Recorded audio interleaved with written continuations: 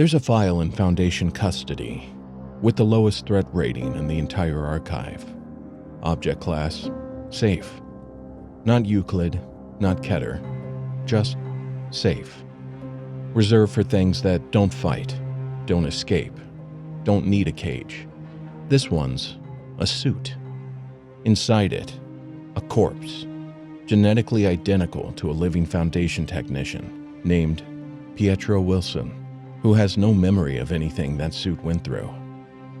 Whatever happened to that version of him happened during the 1 week the SCP Foundation decided humanity was the thing that needed containing. These are the SCP tapes. Exclusionary Site-06, a mid-tier installation built to hold information that needs to survive a reality shift. Quiet, unremarkable, home to a maintenance crew and a power grid technician who had no reason to think his shift would end any differently than the last several thousand. It ended at approximately 6 in the morning, when a mobile task force with valid identification arrived on site, gathered every member of the staff into the canteen, and began firing. Pietro survived because of a suit in a storage locker. The Absolute Exclusion Harness, a Foundation-designed piece of equipment that doesn't make the wearer invisible. It makes the world forget it can see you. Personnel can look directly at you and simply fail to process that you're there. He got inside it just in time. He watched through the visor while the task force checked the bodies. An extra bullet for each skull. They weren't after anything on site. They didn't take anything. They were only there to exterminate. By that evening, every government on the planet had received a message from Foundation leadership. The O5 Council statement was brief. For more than 100 years, the Foundation's mission had centered on containment and study of anomalous phenomena. Due to circumstances outside their control, that mission had changed. The new directive was the extermination of the human race. There would be no further communication, and there wasn't. These are the SCP tapes.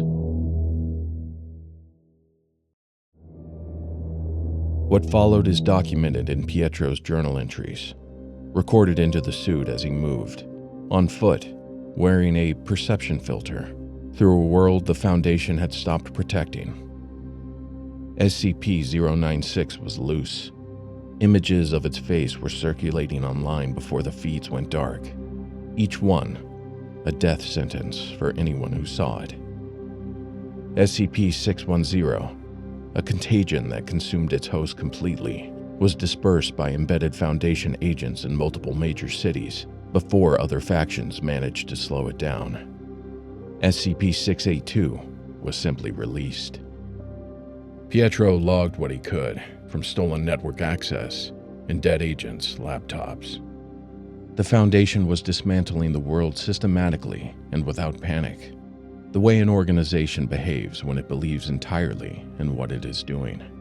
And their personnel had stopped feeling pain. Pietro filmed them once from a distance. A line of soldiers, a commander with a knife, checking each one in turn. Stabbed to the shoulder, no reaction. One soldier flinched. They double-tapped him and moved on. The scene is described in his notes with no explanation, just no fucking clue. Inside Site-19, on stolen senior staff credentials, Pietro found part of an answer. A project called Numa, classified above his clearance, most of it redacted. What remained was a timeline. December 16th, a breakthrough in mapping the collective human psychospace, the shared unconscious, the part of the mind that belongs to everybody and nobody at once. December 17th, a unanimous vote. December 22nd, a set of files distributed to every remaining senior staff member and site director, accompanied by 3 words: Harden your hearts. The wave of resignations and self-endings among senior staff stopped the same day those files went out. He never learned what those files contained. He never learned what Project Numa found. These are the SCP tapes. What he found instead was a prisoner, deep inside the last surviving GOC stronghold, a fortress city built in the Atlantic called Ganzir. A captured Foundation soldier named Samuel Ross had agreed to speak. The interrogators asked him why. He said he'd recognized one of them from a joint operation years before, and it had made him laugh. Ross wasn't frightened. He spoke slowly, calmly, the way a person talks when they've stopped being afraid of any outcome. He told the interrogators that they were behaving as though they could still change what was coming, and that he found it almost funny. When pressed on what he meant, on why the Foundation had turned on the species it spent a century protecting, he said something that stopped the recording cold. Once you realize you're not supposed to feel pain, there's nothing to be afraid of anymore. Then he said something else, something muttered that the microphone didn't catch clearly. Something that made both people on the other side of the table start screaming. Ganzir fell the same day. Pietro walked. He had a briefcase he didn't remember picking up. He couldn't account for 3 months of his own memory. The entries were deleted, probably by him, and he couldn't say why. He had wounds he didn't recognize. He had a destination he couldn't explain. On the road, he met a woman wearing a ruby amulet who told him she'd seen the second file, the one that had stopped the resignations, the one with images of eggs and trees and things she said she couldn't place. She said it hadn't worked on her. Described the feeling of it reaching her as less like something being forced in and more like something being released. She left before dawn. He kept walking. Whatever was in the briefcase helped. When it got to be too much, the bodies, the statues with blade arms, and hollow eye sockets that only moved the moment nobody was watching them, the things moving under dead skin. He'd open the case, and the next thing he knew, he was miles further along, feeling like something had just talked him back from an edge. But by the end, opening it gave him nothing at all. These are the SCP tapes. Site-62C, abandoned, no guards, no active security, as though the Foundation had decided weeks ago this place had stopped mattering. Below the observation chamber, a hole in the floor, and underneath that, SCP-579, a contained object so classified that its own documentation is redacted, whose nature the Foundation has never disclosed to anyone without the highest clearance. Pietro didn't need the instruments in the room to find it. Standing at the edge of the hole, he said it felt like a hand pressed against the back of his skull.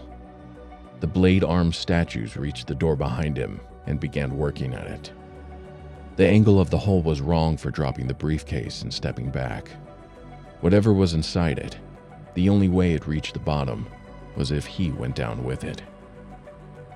His second-to-last entry asks one more time why any of this happened, asks why the Foundation voted unanimously to end the species they were protecting. His last entry is 6 words.